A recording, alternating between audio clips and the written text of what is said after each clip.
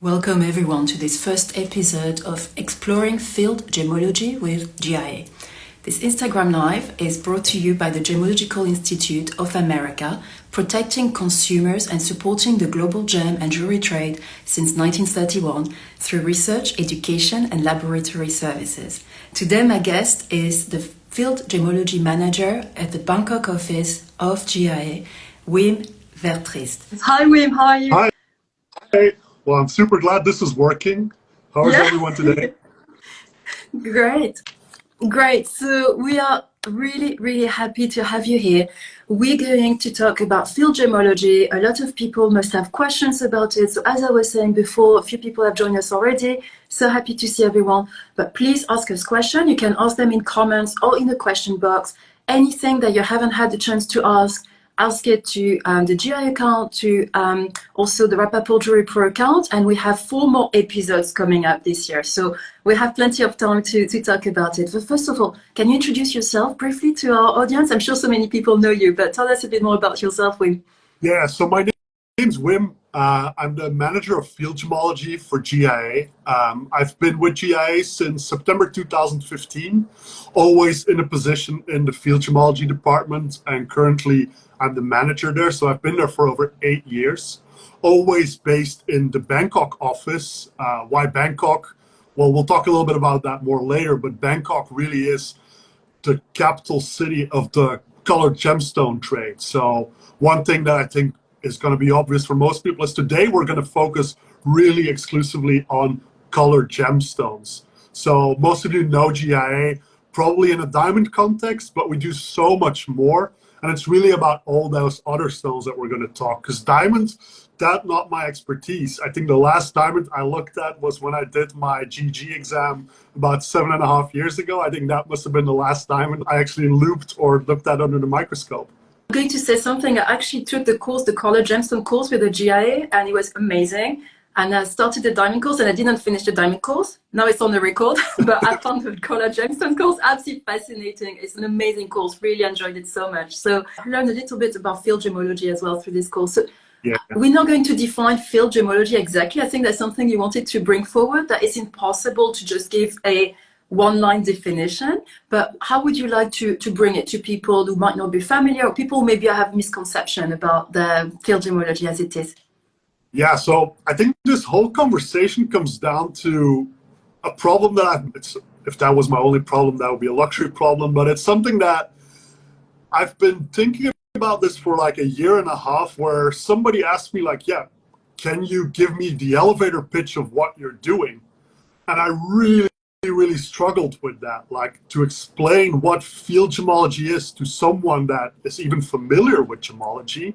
That was a really hard thing, because obviously we've got those 2 words. We've got gemology, science of gemstones, testing of gemstones, doing gemstone science, and then we've got the field part, which means we do it outside of the lab.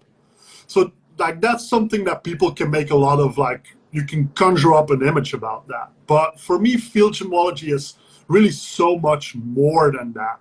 It is more than just doing all your gemology that you learn in your GIA courses, not in the lab, not in your office. It's really a lot more. So that's something that I want to explore a little bit more, what that means, why we do all of that. When we, I mean GIA, why we put such a focus on that. And obviously, it's still going to be super broad. Like, we're going to talk about a lot of different things, touch on a lot of different subjects. And for everyone, that's going to have like a very personal angle to it. That could be because of the stones you focus on. That could be because of the region you're in. That could be because of your place in the supply chain.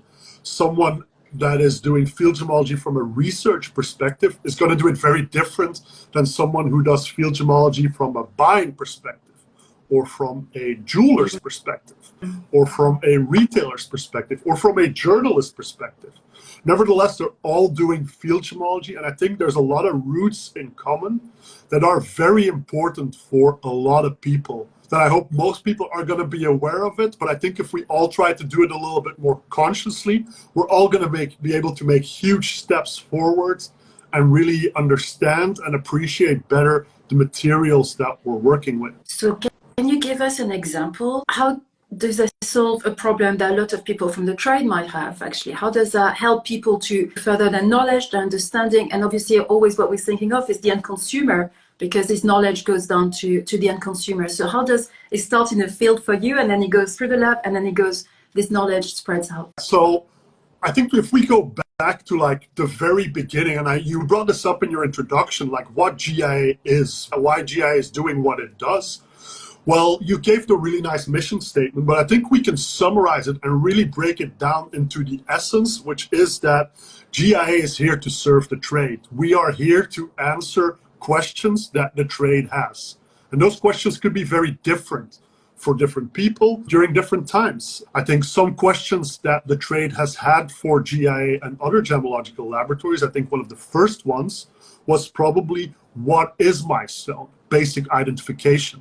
That's something that GIA has been doing for almost 100 years now. And it's still a very important task today. It's very important question that people ask us, well, is my stone a iolite, or is it a sapphire, or is it a piece of glass? So that identification is still very important. The second question is, did my stone come out of the ground like this? Or was my stone improved? Or didn't it even come out of the ground? So the whole lab-grown and synthetic question, which obviously is a very big thing in diamonds right now, but in colored stones, ruby, sapphire, emeralds, we kind of had that phase. That was a really big challenge in like the 80s, the 90s, maybe the late 70s, 1970s as well, where that was really like a tricky question. A lot of synthetic rubies were produced, a lot of synthetic emeralds, and being able to identify those, that was an important question for the labs back then. And it's still something that we see today. We still see synthetic rubies, sapphires come true, but we can expand that a little bit, where we see a lot of stones being treated, heat treatment, fracture filling, dyeing, all kinds of other things. So that little bit of like that extra push that a stone got, which is very important to disclose, but the lab can often help in detect or even quantify that amount of treatment. So looking into like, has this stone been improved, or has this even been grown in a laboratory? Still a very important question for the lab. And I think one question that has come up in recent years is, where is my stone from? Because honestly, 15 years ago, not a lot of people cared. But right now, if you pull out a stone in the Tucson Gem Show in wholesale circles here in Bangkok, one of the first questions they're going to ask is, where's this from?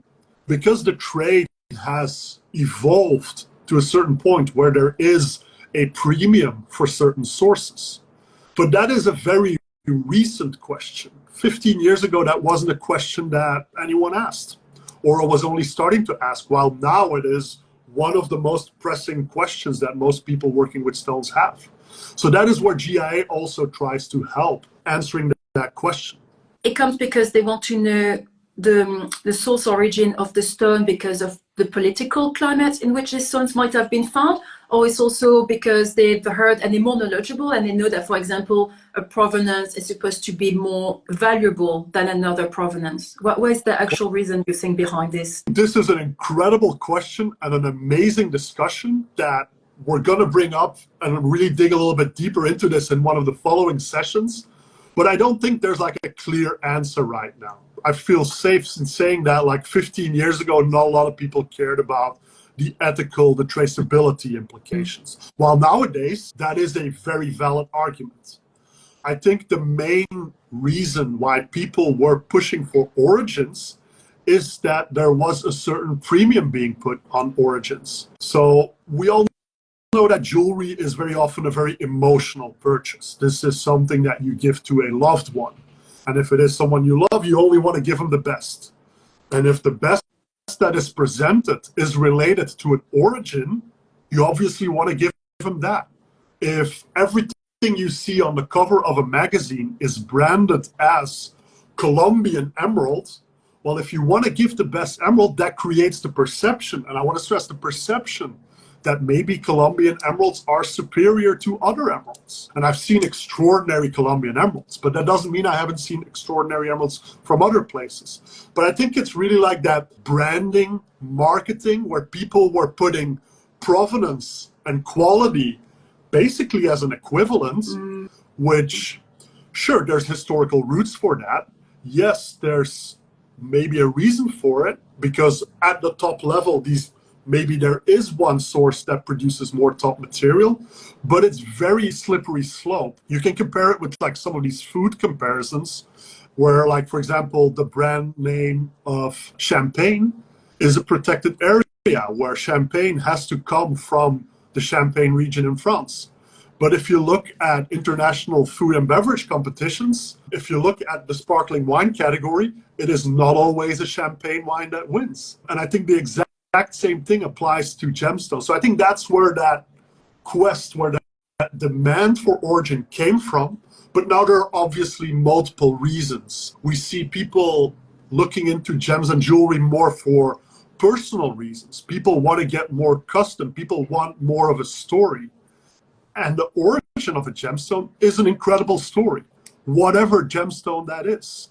If you have roots in Africa, you might be more attracted to a Mozambican ruby than to a Burmese ruby. If you had an amazing vacation in Cambodia, you might prefer a Cambodian ruby over a Mozambican ruby. That is not for me to judge. That is completely personal.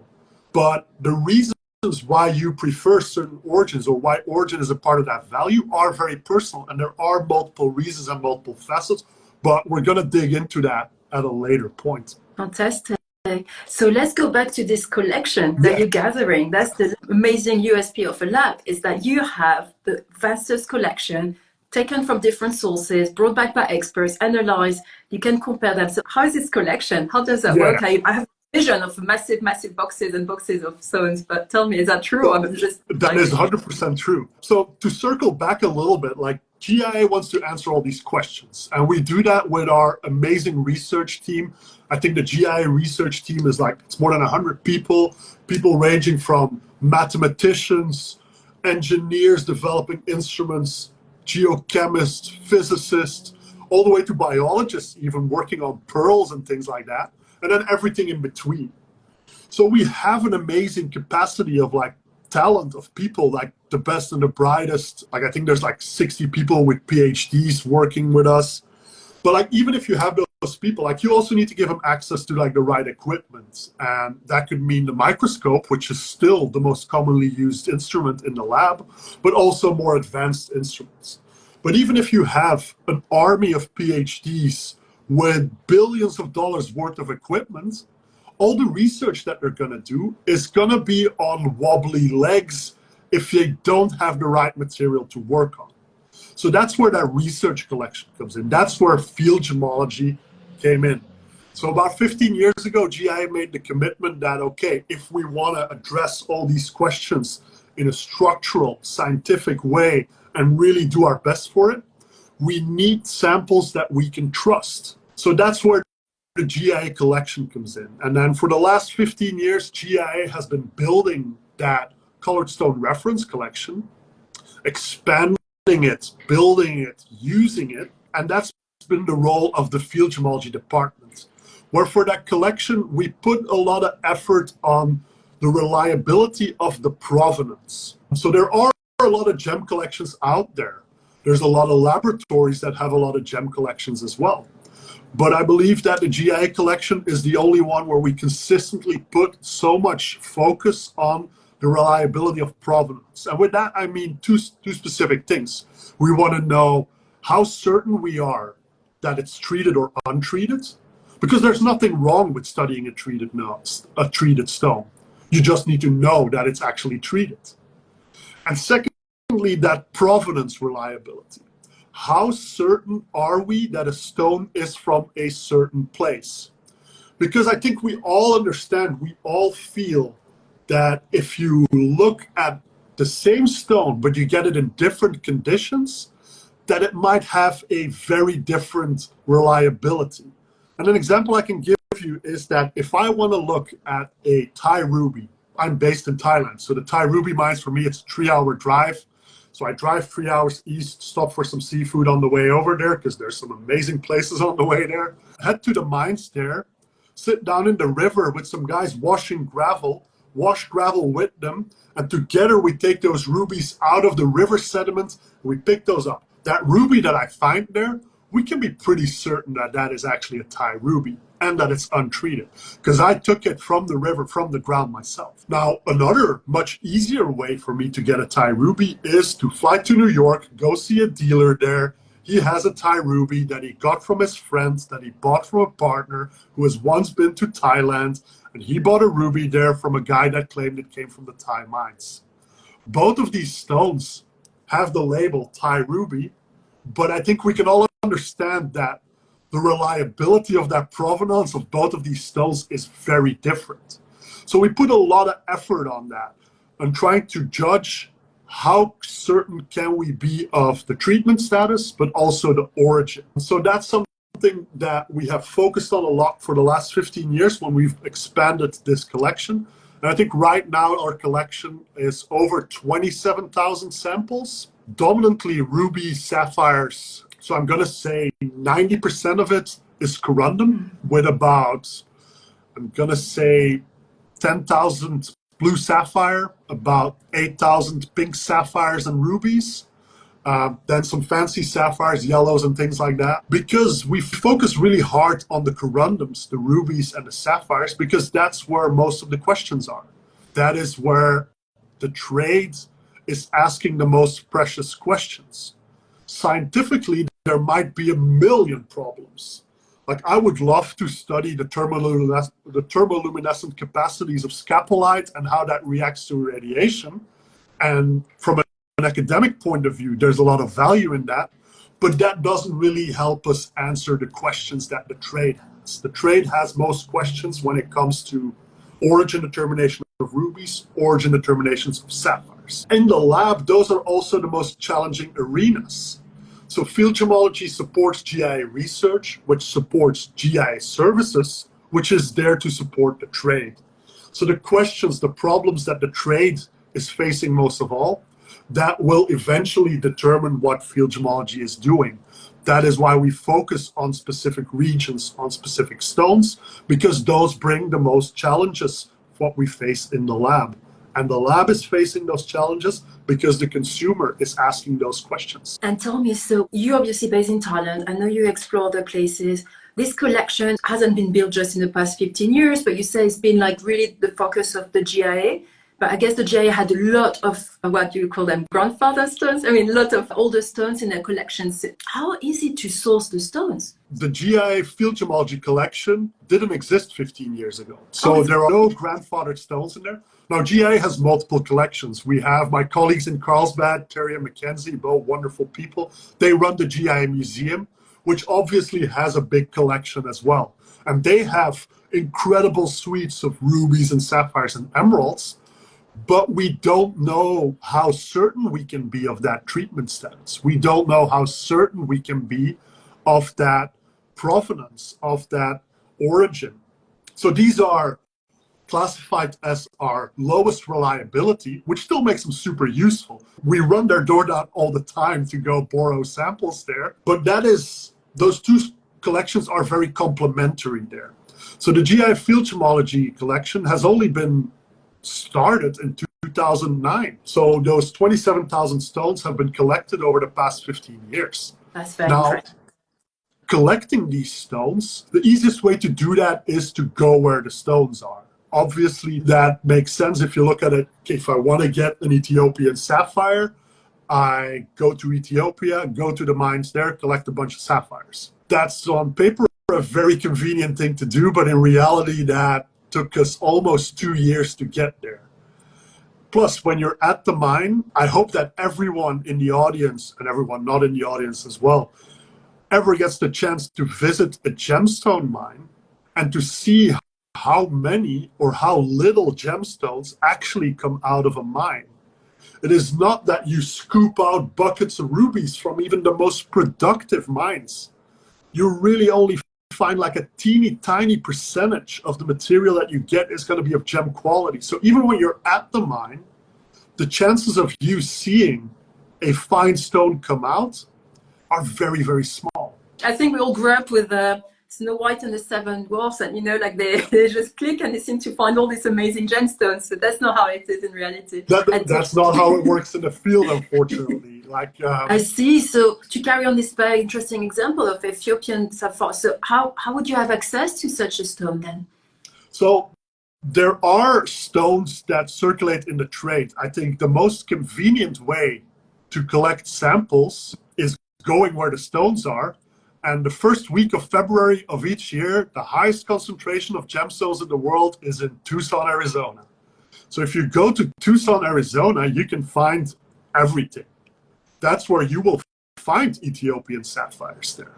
But again, coming back to that reliability of that provenance, I'm getting these Ethiopian stones from a Thai guy who got it from a Sri Lankan friend, who got it from a buddy who went to Ethiopia. So that whole chain is so long that you can't really trust that information. You can make a note of it, okay, we got this from a guy who got this from a really far place, but I didn't get them there. But still, we have those stones. Sometimes it's all you can work with because it's really convenient to get it. Sometimes these sources don't produce anymore. Sometimes these places are not accessible. So there's very often a limited window. Sometimes these places are not safe to go. Sometimes it is not worth it to go. So there's always a lot of considerations before you actually go there because it takes a lot of resources, a lot of time. And I mentioned that Ethiopia, it took us almost 2 years to work it out on how to get there because you have to collaborate with the government there. You need to get the right permissions. You need to have the right people take you there and bring you back. You have to comply with the buying regulations, with the export regulations. Figuring all of that out can take a lot of time, especially in a country like Ethiopia that was at the time a very new place in the gemstone industry. So it didn't really have a developed framework at that time. Going to a place like Tanzania, for example, is a lot more straightforward because there's a lot of trading happening there, a lot of sourcing. There's a lot of procedures in place. But that understanding all of that, building those contacts, that is really time consuming because that's the most important thing. You can't just go somewhere. You go with someone that knows what's happening there, that speaks the language. Okay, I speak 2 or 3 languages, but I don't speak Swahili. So if I want to go to Tanzania, I want to go with someone that knows the Tanzanian customs, that knows what these places look like, that has been there before, that can maneuver it, that can guide me the way. I don't go out blind into all these areas because that would be incredibly reckless and incredibly dangerous. So you go with people you trust, and forming these connections can often take a long, long time and demand a lot of resources.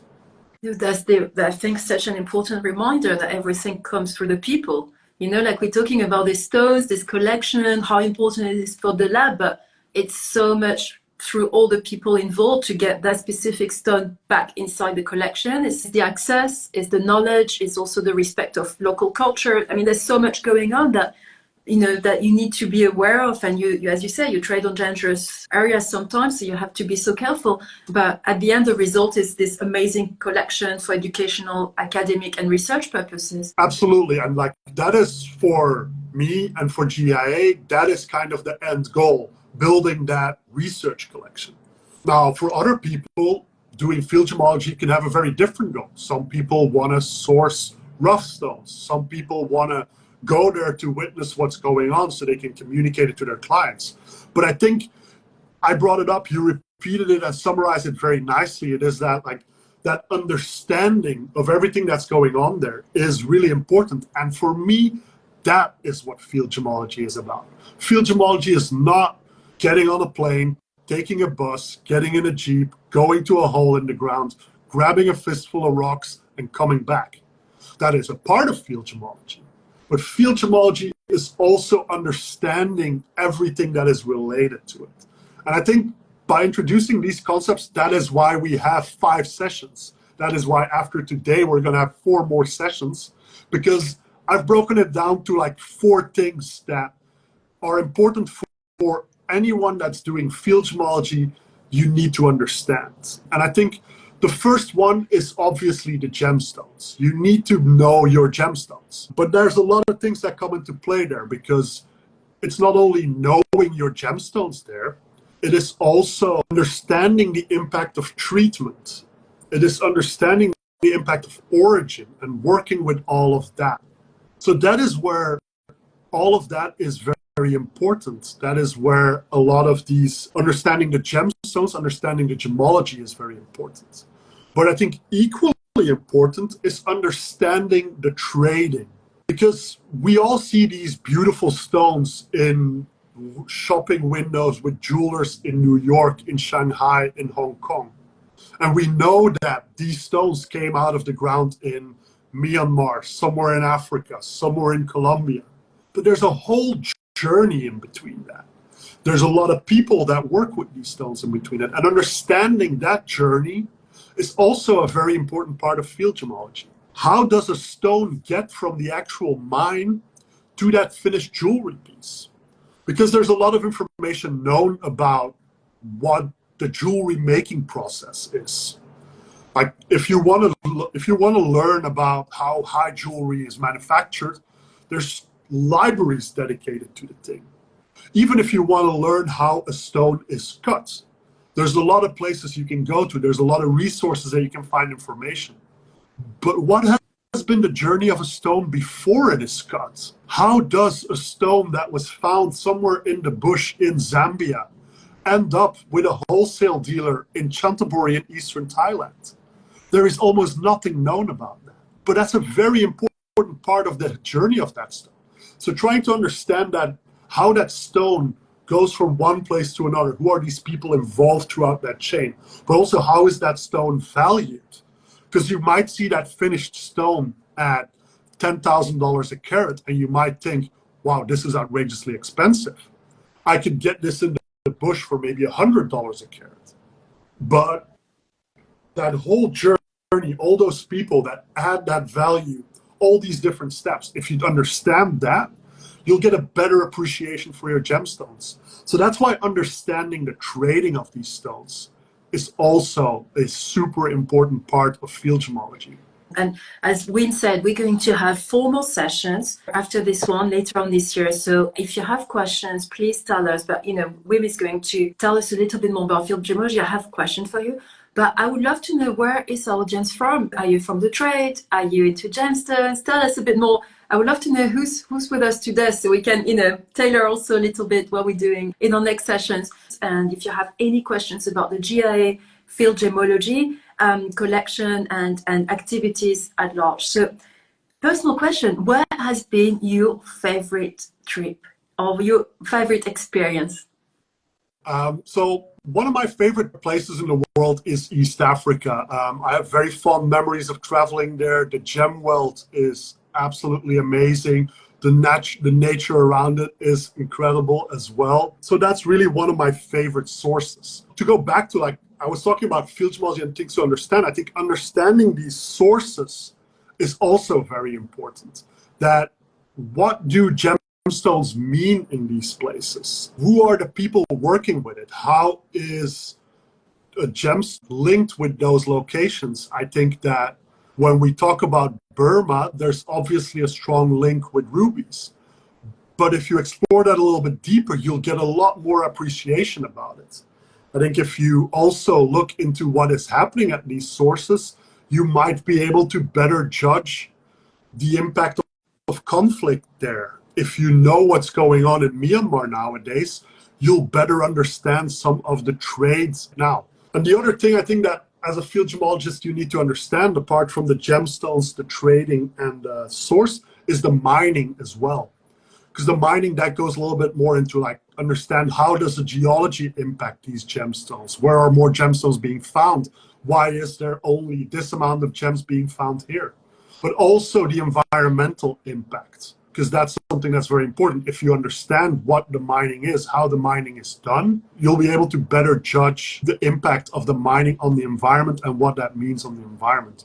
So I think those are the 4 things that we will focus on in the next sessions, that we're going to focus on understanding these gemstones in the field, understanding that trading, understanding that mining, and understanding the actual source. And I think, like, if you guys have questions, if you guys want to hear about certain stones, certain regions, put that in the comments, let us know, and then we can really zone in on these specific interests in the next sessions where we can talk more on trading, more on mining, more on the gemstones themselves, or more about specific sources. Because understanding all of these things, that is why field gemology is important. Absolutely. And if you're watching the recording of this discussion that's going to be saved on our account, please also put your questions into the reel, in the comments of the reel, because Wim will check them and we'll check them for next session. So we'll be able to answer your questions. We have two great questions here from Lux Gem Insider. How do you see field gemology evolving in the future, and what opportunities do you see for professionals in this field? Yeah, so I think that with field gemology, it is here to stay. I think field gemology is very important for everyone. Everyone will need to understand what is going on in the field. You need to understand the mining, the trading, those gemstones, the sources, because your consumer is going to be ever more educated. If a consumer walks into your store and asks you for a Burmese ruby, and you say, we don't deal with Burmese rubies, and he asks why, and you can't answer that, that is a terrible look, not only for you, but for the entire industry. So there is absolutely no excuse to not figure out what is going on. That doesn't mean that you need to have the answer to all the questions. I think it just means that you need to ask yourself all these questions. And it is perfectly normal to just say, I don't know, or I haven't made up my mind. One personal example that I have is Burmese gemstones. Right now, for me, it is okay to go to Burma. I can go, but I feel very conflicted about it. Because there's terrible things happening there. It's a very difficult situation, but on paper, I can go to Burma and buy gemstones. But it doesn't sit right with me. Also because I know a lot of friends there. And I know that if I buy from them, I would be helping them. But at the same time, I'm sending that message. So I feel very conflicted about it. And I'm okay with saying that. And I think that's a perfectly reasonable answer. But it shows that I have thought about this. And I think that's why field gemology is going to be super important for everyone in the future, that you can say, okay, I thought about this. This is a question that is valid. I don't know the answer, but I've looked for answers, but I haven't found them yet. And I think when that comes to mining, we see a lot of claims being made about a lot of different things. Figure it out, but also try to understand your source. If the only extra service you can offer when you try to sell an emerald, or let's take a sapphire, for example, if you try to sell a sapphire and you sell it with the premium that it is from Sri Lanka, but if you can't point out Sri Lanka on a map, if you don't know what that means, if you don't understand what Sri Lanka means in the world of blue sapphires, that is an irrelevant argument. But if you understand, or if you've made an effort about understanding what Sri Lanka means in the blue sapphire world, then you will be able to convey that message. Then you will be able to bring that extra value. And that is where field gemology is going to be super important. There's going to be a lot of work. It's going to be very difficult. There's going to be more questions than answers. But I think it's these questions that are the most important part.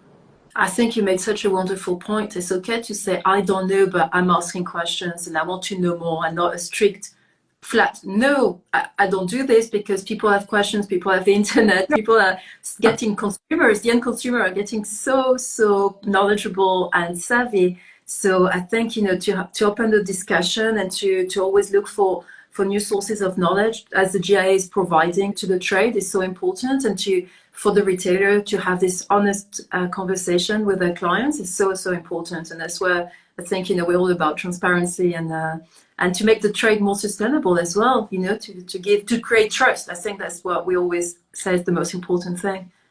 Absolutely, because and it's especially that creating trust. I think if somebody tells me a flat answer and I figure out that they're wrong, that doesn't create trust. But if somebody tells me, I don't know about this, or I haven't made up my mind about this, but there's this going on one side and this going on the other side, you can decide. That's an answer that I value a lot more than just saying no or yes. And I think that's going to create trust, because again, like, jewelry is a very emotional purchase where a lot of that storytelling is very important. And that origin, understanding what's happening in the field, understanding that journey of the stone, that is really going to be very important for you to convey, because that's going to bring so much extra value to all the products that we're working with. Absolutely, I completely agree with you. And we had a question that you actually answered a bit earlier about your favorite, I'm going back to the question, particular regions that you find more fascinating or more challenging to work in as a field gemologist. You mentioned East Africa a bit earlier, but if you want to elaborate on more places in the world, or what East Africa or a challenging place? Well, I think the places that we focus on are going to be the places where rubies and sapphires are most common. So most of our work is focused on Southeast Asia and South Asia. So Sri Lanka, Burma, Thailand, Cambodia, Vietnam, because those are very important ruby and sapphire producing locations. And then we have East Africa as well, with the countries of Kenya, Tanzania, Mozambique for the rubies, obviously, Madagascar for basically everything, and then Zambia as well. So like that cluster of East Africa is a very important source of gemstones. And then we have Southeast Asia is another region that I've called home for the last 8 years. So I'm quite comfortable with what's going on here. So East Africa does bring a little bit more adventure. Now for emeralds, there's a really big scene in South America as well, with Brazil and Colombia especially. But emeralds aren't really that much of a focus for our research, because the questions that are being asked on emeralds are not as difficult to solve as rubies and sapphire. Detecting treatment in emeralds is fairly straightforward. Determining origin in emeralds is a lot more straightforward than determining origin in blue sapphires. So that's why I personally don't put a lot of focus on South America, on the emerald deposits. Like, we have visited those places. We have collected there. But the focus right now, the big challenges are really going to be on mostly East African materials. Madagascar sapphires, Mozambican rubies. Because remember, these are very young sources. And like, we're obviously going to talk more about this in one of the coming sessions, like why Madagascar is more challenging than Sri Lanka, for example, because Sri Lanka has a 2,000-year-old history.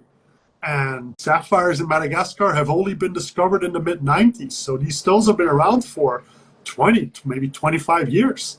So we just are not familiar enough with them. That's why we put so much effort in focusing on East Africa. So for people who are joining us now, we're almost at the end of this discussion with Wim Vertriest from the GIA, but we're going to have 4 more episodes where we're going to explore the mining, the trading, source, and gemstones. So we'll have opportunities to enjoy Wim's knowledge a bit more. There's one question if you want to answer now, which is, what challenges do gemstone companies face in implementing transparent and traceable supply chain practices, and how can these challenges be addressed? I think it's a topic for one live in itself. We could do an entire Instagram live for it, but I think the short answer is defining what traceable and sustainable means for you, because it's very easy to use these words as a sticker and just put them on everything. But I think the most difficult thing is defining for you what it means, because a traceable or a sustainable gem for you and for me could mean something different. We could have different standards there. So it really depends, like, this is what I am satisfied with. I want to know this and this and this about my stone. And it is figuring out what you want to know, how deep you really want to dig into it. Because just calling something sustainable doesn't make it sustainable. But if you know what sustainable means for you, you're going to be able to make a checklist and check your boxes. And I think that is the main challenge, is understanding what sustainable, what traceable for you means. Does traceable for you mean that I have a very good relationship with the people that source my stones? Or I want to know what the guy who mined this had for breakfast? There's different degrees of traceability there. And I think figuring out which one applies to you, what you require, what your client requires, that is going to be the biggest challenge. I hope that answers the question from the member of our audience. We have one question which, because you mentioned the provenance of sapphires, rubies, and emeralds, is there any rubies in Colombia? That's a question that when one of our members is asking. I've never heard, but tell us. I haven't heard of them either. There are blue sapphires in Colombia, but Colombia is going to be basically 100% emerald focused. Emerald and emerald associated minerals. I don't know about any rubies in Colombia. I do know about blue sapphires, but I've never seen one in the wild. I've only seen them for academic purposes. But no, I don't think there's rubies in Colombia as far as we know. Thank you. That's the holy grail. If anyone knows, tell us, and Wim can go and check it out. To wrap up this really interesting conversation, we might have a question. Is there one stone? I mean, you have 27. I just want to repeat that for our people. Field Gemology for the GIA started 15 years ago, and the collection they've created is already comprising 27,000 stones. So it's very impressive, mostly sapphires and rubies, 90% of the collection that Wim and his colleagues at the GIA have been collecting together for educational, academic, and research purposes, and to help the trade to identify provenance and to share this information. So that's really an important collection. But is there one stone there in his 27,000 that has a little bit of a particular attraction to you, or a special story, or something that you just like to share with us to wrap up this first episode in our series? It's a stone, and it's not in our collection, but it's a stone that I would have liked in our collection because it would have been extremely valuable. And I have a photo of it. I'll maybe show it in one of the next sessions. And it was a Burmese ruby/pink sapphire, but quite a substantial stone. It was about like the size of my thumbnail big. And we were in Myanmar, in Mogok, at a mine, and we were talking with the mine owner, and he was explaining to us that most of the time, like, his production consists out of fancy sapphires, nice green sapphires, purple sapphires, yellow sapphires. And while he's talking to us, he's moving his hands through the washing plant. So where all the gravel gets sorted, gets processed, gets washed. And he's moving his hands through the water because it's a hot day, it's refreshing, it's cooling. He's just playing with the stones. And all of a sudden, he pulls his hand out of the muddy water and he holds up this stone, and it is a pink sapphire and a ruby. Just while he's saying, like, yeah, we actually only find fancy sapphires here. And at that point, I see right in front of our eyes, coming out of the mine, a super nice pink sapphire ruby. And that's one I would really like to have in our collection because we're really certain of that provenance. It was an incredible stone, but unfortunately the miner didn't want to sell it to us. The one that got away. The one that got away. Thank you so much. We have one last question, and I'm thinking, are we keeping it for the next episode? But I feel like I don't want to make people wait. Someone is a GG, a graduate gemologist from the GIA. Thanking you for this series. What is the most interesting emerald that you have seen, and what made it so unusual? That's going to be our last question. Please, if you have any other questions, put them in the comments of the recording of this discussion. Tell us in DMs as well. We have a next episode coming very soon, and we will catch up. Well, we've left it there. But we're going to finish with this beautiful, interesting emerald of yours. Let's go. We don't have that many emeralds, but one emerald that holds some meaning for me. It's a teeny tiny crystal. It's about this big, so it's like 3 millimeters tall, but it is the only Ethiopian emerald, so it's a stone from Ethiopia, that we've been able to collect directly from the mine. So it took us a long time to get to Ethiopia, to get to that mine. Not a lot of people have visited there. There's very few foreigners that have made it to the actual mine, and the GIA team was one of them.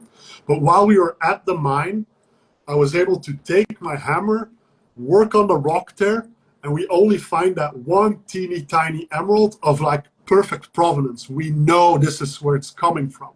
So that emerald, that kind of holds a special place for me. Amazing. And if you haven't listened to the full conversation, if you're joining us a bit later, please watch the recording because you're going to find out a lot of things I'm sure you didn't know about what field gemology really means, what it means in practice, the purpose of it, and how it applies to the GIA that was our sponsor on this episode. And we have 4 more in this series coming up. We'll announce the dates very soon. And I can't thank you enough, Wim, for your time to share all your knowledge with us. And I can't wait for our next episode. This was amazing. Like we said, like if you guys have any questions about specific stones, specific regions, because in the next 4 sessions, we're going to dedicate 1 session to each of the topics where we're going to talk one about the gemstones themselves, a little bit more treatment, origin determination. We're going to dedicate 1 to the trading, how these stones get from the mine to the market, how they get evaluated, how they get studied, who works with them. Now we'll dedicate 1 to like the actual mining and the implications, talk a little bit about geology, why certain things come in certain ways, but also the environmental impact of gemstone mining. And then we'll dedicate a 4th session to the actual sources and really talk about why understanding that source is so important because of the history, the culture, the people that work with it, but also the traceability and maybe ethical complications that some of these things can bring with them, which is a very difficult conversation, but it's not because it's difficult that we shouldn't have it.